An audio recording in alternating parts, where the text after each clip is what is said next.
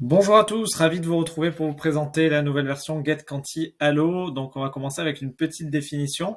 Pourquoi halo? Le halo lumineux renvoie au phénomène optique de halo créé par la diffusion de lumière émise par une ou plusieurs sources.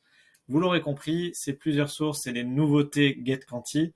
Donc je vais vous présenter la première nouveauté sur la partie contact, qui était une partie qui nous avait été beaucoup demandée et sur laquelle nous avons travaillé pour vous livrer ce qu'on va appeler les fiches contact. Donc ici, je vais aller chercher par exemple la fiche de Sandrine Mourao, qui est notre directrice marketing.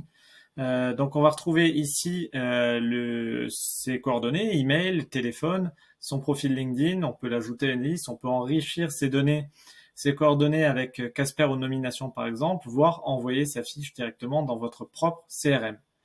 Vous accédez aussi à ces interactions, à l'historique de ces interactions depuis qu'elle est connue de GetQuanti. Et vous avez la possibilité, du coup, pour chaque contact, de les rattacher à une ou plusieurs listes. C'est la partie que nous allons voir dans Liste, ici. Donc, comment ajouter des contacts dans des listes? Les listes sont une partie maintenant importante de GetQuanti. Vous pouvez soit ajouter manuellement un contact avec son email ou son profil LinkedIn, par exemple, ou alors créer une liste et importer un fichier CSV avec l'ensemble de vos contacts. Quand vous faites cette manipulation, automatiquement l'algorithme va certifier les contacts qui sont importés comme étant conformes et prêts pour être utilisés d'un point de vue RGPD B2B.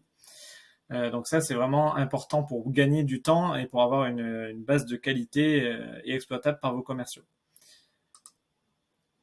Donc ici dans l'organigramme, vous allez voir qu'il y a quelques changements, notamment ici une possibilité d'avoir un indice matching minimum, la possibilité également de sélectionner les buyers persona ou les contacts qui vous intéressent et de les envoyer en cliquant sur le petit carnet ici sur une liste qui va être par exemple à la base de votre REA, une partie aussi qui a évolué dans cette version.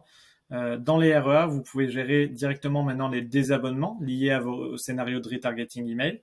Et également, si vous rentrez sur un REA, vous allez voir que cette première partie a été très épurée, vu que maintenant en source de contact, on va avoir ici les listes. Donc vous avez la possibilité de sélectionner une liste qui sera au départ de chacun de vos REA. Et tout ce qui est contenu dans la liste sera donc géré à partir de la partie, comme on l'a vu, liste de contacts. Une autre nouveauté ici dans l'action programmée, quand on procède à un achat de contact via un persona, on va aller donc toujours acheter les contacts sur la période qui vous intéresse et on va aller maintenant lui indiquer la liste dans laquelle il doit être ajouté, dans laquelle chaque contact sera ajouté tous les jours par exemple à 8h du matin et ici en enregistrant. Autre nouveauté, plutôt d'un point de vue simplification de l'application, d'un point de vue expérience également, vous pouvez maintenant trier les entreprises par médium, donc par source d'acquisition. Donc ça, c'est une première nouveauté.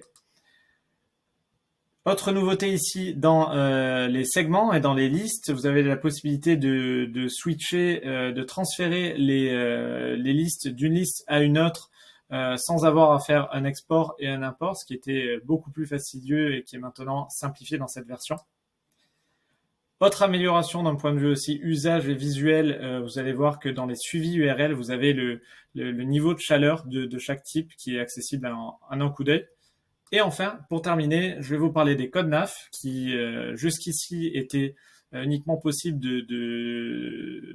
d'utiliser sous forme de saisie manuelle. Donc maintenant, on a également la vue liste avec des cases à cocher qui vous permettra de gérer beaucoup plus facilement cette partie-là de segmentation des profils qui vous intéressent.